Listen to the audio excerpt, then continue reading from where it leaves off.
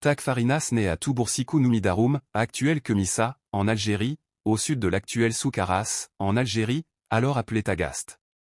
Peu de choses sont connues sur la famille, ou la jeunesse de Tagfarinas, sauf qu'il était originaire d'une tribu berbère, apparemment ni membre d'une famille royale, ni noble de naissance.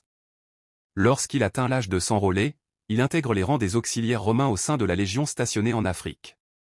Ce recrutement est là aussi faiblement documenté, on ne sait ainsi pas s'il fut volontaire ou contraint. On ne sait pas non plus s'il intègre un régiment de cavalerie ou d'infanterienote. Selon Tacite, il sert plusieurs années.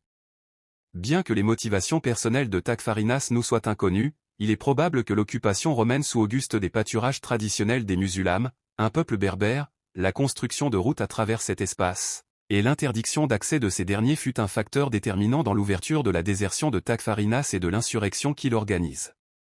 Tagfarinas, révolté contre l'Empire romain sous le règne de l'empereur Tibère pendant 7 ans, avant de finir tué lors d'un siège à Osea, actuel Sour el Ghozlan en Algérie.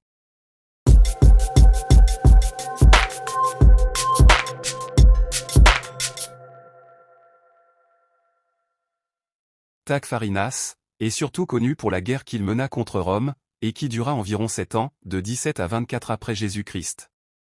Cette insurrection nécessita l'envoi de 4 proconsuls, gouverneurs, successifs de la province d'Afrique, en actuelle Tunisie. Cette petite partie de l'Empire était de fait économiquement importante pour l'Empire romain, car source d'une substantielle partie de l'approvisionnement en céréales de Rome. En 24 après Jésus-Christ, après une longue poursuite entre les armées romaines et l'armée insurgée, il est contraint de s'enfermer dans un fortin à Osea. Il y meurt lors d'une attaque surprise menée au matin par les légions ayant avancé camouflées par la nuit et la forêt. Malgré cette révolte, l'armée de Tagfarinas, peu équipée, peu entraînée, faisant face à la logistique et à l'armée professionnelle de Rome, ne put jamais embrasser un réel espoir de contraindre la puissance italienne à quitter la région, ni même conclure à son avantage une bataille décisive. L'essentiel de cette insurrection est constitué de raids, razzias, pillages, sous un régime qu'on peut qualifier de « guérilla », afin de perturber l'économie de production céréalière de la province, et de mettre à mal l'appareil économique romain, dans l'espoir qu'une crise frumentaire serait à terme à l'origine d'un désordre civil à Rome même.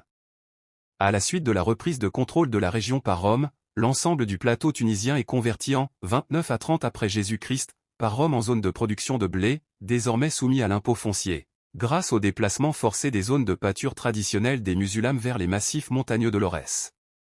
À terme, on suppose d'ailleurs que l'insurrection et sa réduction par la force fut à l'origine du choix de l'empereur Claude d'annexer le royaume client voisin de Maurétanie.